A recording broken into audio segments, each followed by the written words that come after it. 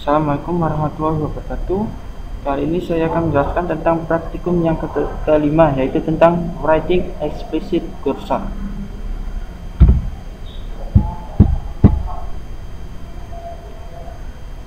Pokok pembahasan dalam praktikum kali ini yaitu membedakan antara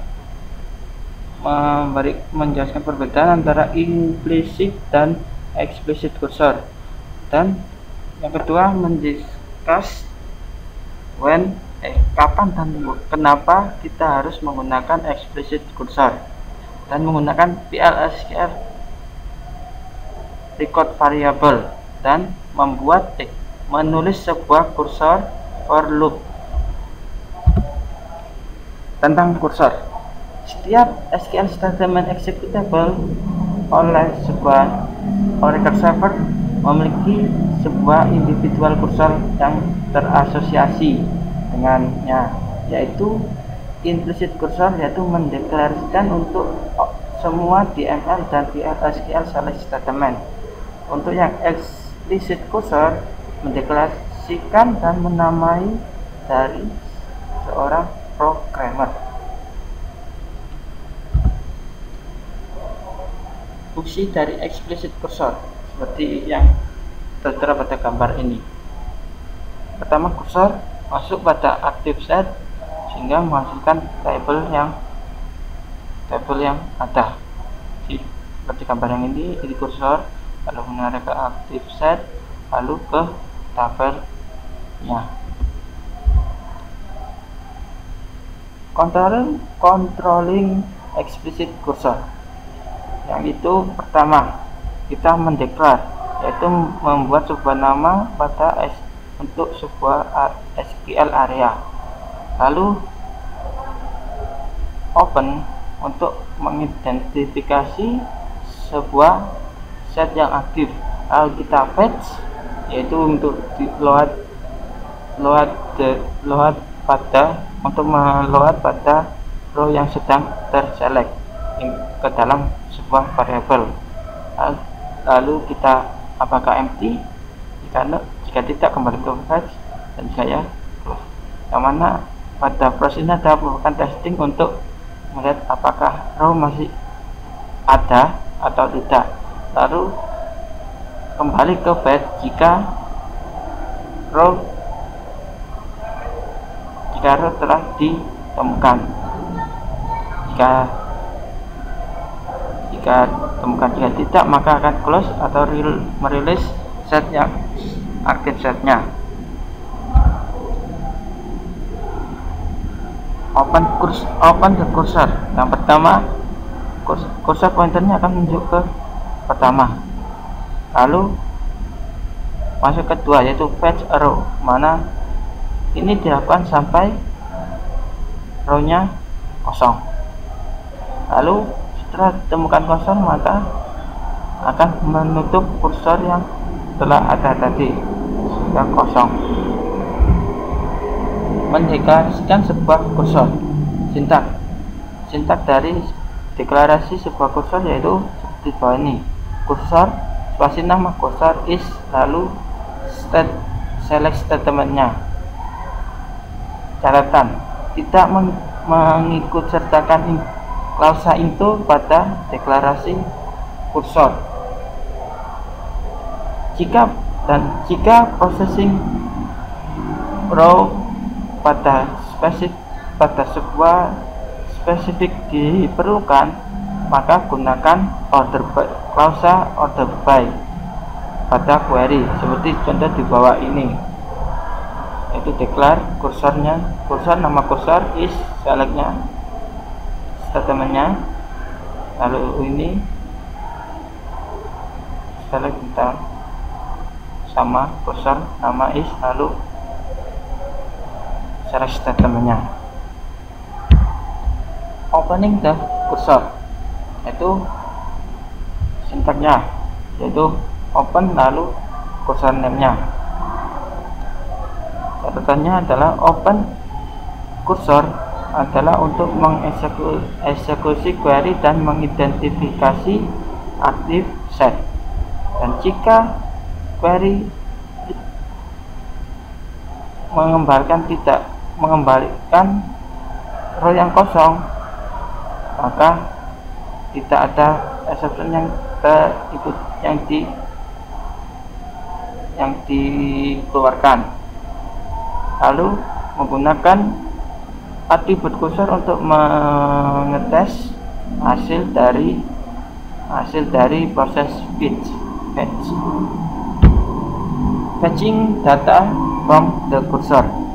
Sintak dari fetching data adalah fetch nama cursor into variabel-variabelnya dan code atau get name-nya. Catatannya adalah meretrieve pada row yang value pada row yang terselect ke dalam variabel, lalu mengikut sertakan nama yang sama dari variabel dan menyamakan setiap variabel untuk korespon pada setiap posisi kolom.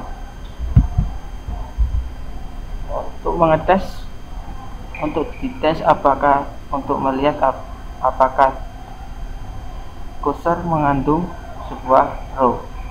Contoh seperti ini. Loop fetchingnya, lalu namanya itu variabelnya, lalu exit ketika ini. Jadi ada proses masukkan kata ini. Closing the cursor atau menutup cursor. Sintak yang digunakan adalah close dan langsung nama kursornya. Close cursor akan jalankan setelah processing pada row telah selesai, dan lalu membuka kembali cursor jika diperlukan, dan tidak memanggil fetch data from dari cursor setelah cursor telah tertutup.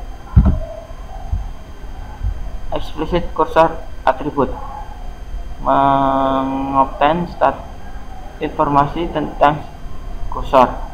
Pertama, atribut person is open, type boolean, mendeskripsikan apakah cursor telah terbuka atau belum. Lalu person not found, juga tipenya boolean. Ini untuk mengevaluasi true jika fetch yang paling sering dikunjungi tidak mengembalikan sebuah row. Kemudian person found juga boolean. Lalu menghasilkan true jika fetch yang sering dikunjungi mengembalikan sebuah row. Ini bukan kebalikan dari person not found. Lalu person recon, yaitu berupa number, itu menghasilkan nama total nomor dari row yang telah dikembalikan pada saat proses itu. Person is open attribute, yaitu fetch row hanya ketika cursor sedang open atau terbuka. Gunakan person is open cursor attribute sebelum melakukan proses fetch untuk mengetes apakah cursor open atau tidak. Contoh yang ini di bawah ini. If is open, dan open cursor ini dicek apakah sudah terbuka apa belum. Jika tidak, maka buka cursor tersebut. Controlling multiple fetch, yaitu proses beberapa row secara eksplisit cursor menggunakan looping. fetching separuh pada setiap iterasi, lalu menggunakan explicit cursor attribute untuk mengetes apakah fetching pada tiap itu sudah sukses atau belum. Percent outbound dan percent recount attribute. Gunakan percent recount cursor attribute untuk meretrieve pada nomor yang sama persis pada row. Dan gunakan percent outbound cursor attribute untuk mendetermine ketika exit the loop atau ketika keluar dari looping, seperti pada contoh ini mendekatkan kursor namanya, lalu can open kursor loop akan ini looping untuk fetchingnya, lalu exit when EMP recount di atas 10 atau EMP kursornya tidak ditemukan. Kursor dan record. Proses row yang ada pada active set menggunakan fetching value into pada VLSQL record. Seperti contoh bawah ini, yang mana terdapat kursor pendekalasan kursor, lalu mengopen kursor dan fetching ini pada EMP record, sehingga EMP record ini, dan sehingga hasilnya akan menjadi MVID nya 100 dan sistemnya ini. Cursor for loop. Sintak pada cursor for loop yang pertama, for record name nya, in cursor name nya, dan loop, lalu statement nya, dan diakhiri dengan end loop. Cursor for loop adalah sebuah shortcut untuk proses explicit cursor.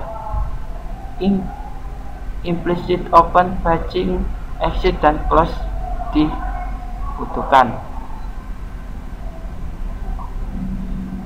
Lalu record is implicit.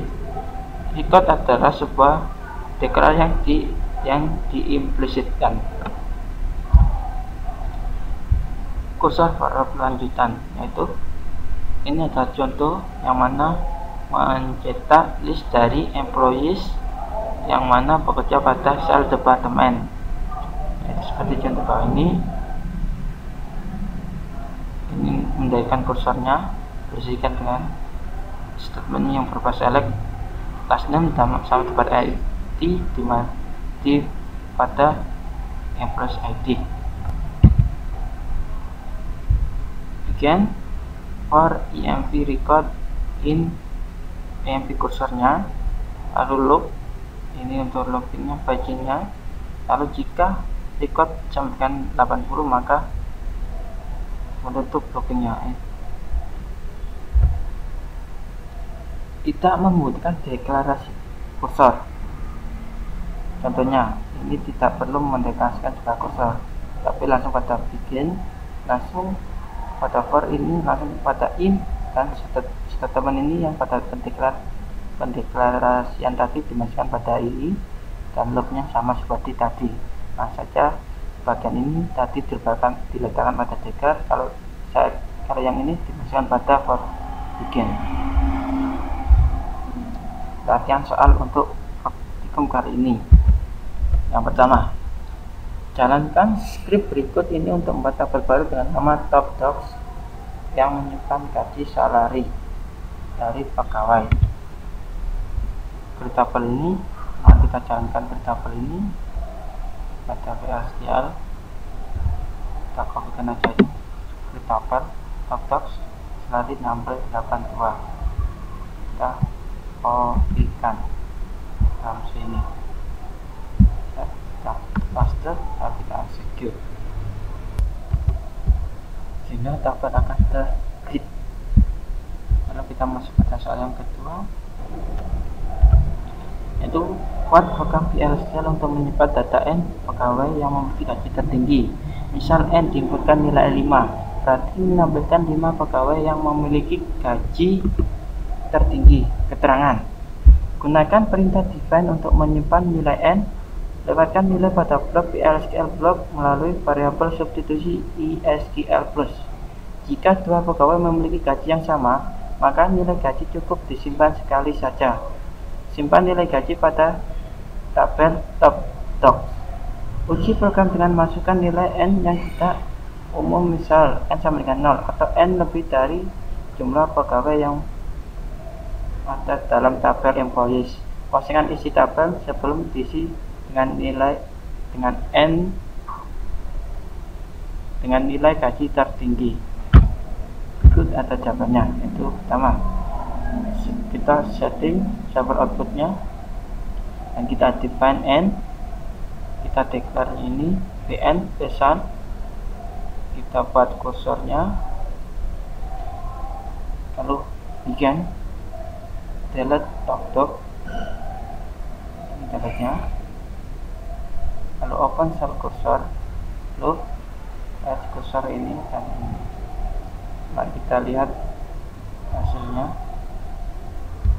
Kita copy dan pastikan pada proses ini. Open oke. Kita exit.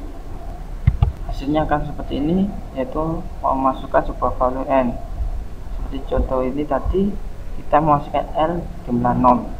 Nah, kita coba 0-nya, kita masukkan 0, lalu kita continue, sehingga hasilnya akan seperti ini, yaitu wall-nya yang row ini N-nya belum diisi, lalu setelah ini akan langsung diisi karena 0 nggak ada, maka hanya tidak akan tambahkan apapun, cuma hanya langsung prosedur berjalan dengan komplit dan sukses. Ya, mari kita lanjut pada soal yang selanjutnya, yaitu soal yang ketiga, yaitu buat program PSQL untuk menampilkan data pegawai, last name, salary, dan manajer IT yang bekerja di departemen tertentu. Tentukan nomor departemennya, letakkan dalam variabel substitusi. Jika gaji pegawai kurang dari 5.000 dan jika manajer IT sama dengan 101 atau 124, tampilkan pesan last name. Jika perlu dinaikkan. Jika tidak, tampilkan pesan last name, gaji tidak perlu dinaikkan. Keterangan: ketik set echo off supaya tidak perlu menampilkan kode PLSQL setiap kali menjalankan program. Seperti contoh di bawah ini. Kita define departemen ID-nya 10. Kita ambil untuk mentarget kursornya, bikin var employee kursor log.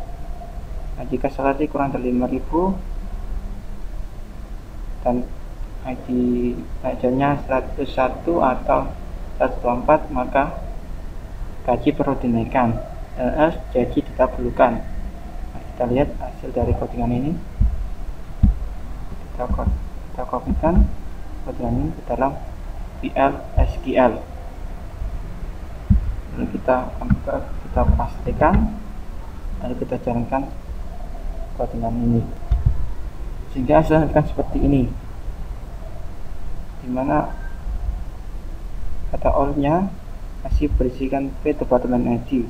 Ketika sudah terisi 10, maka gaji perlu dinaikkan karena pada ID 10 kan salary-nya di bawah 5.000 dan berada pada ID 101 ataupun 124. Ya, sekian penjelasan tentang praktikum kali ini. Apabila salah kata mohon dimaafkan. Sampai jumpa pada pertemuan selanjutnya. Assalamualaikum warahmatullahi wabarakatuh.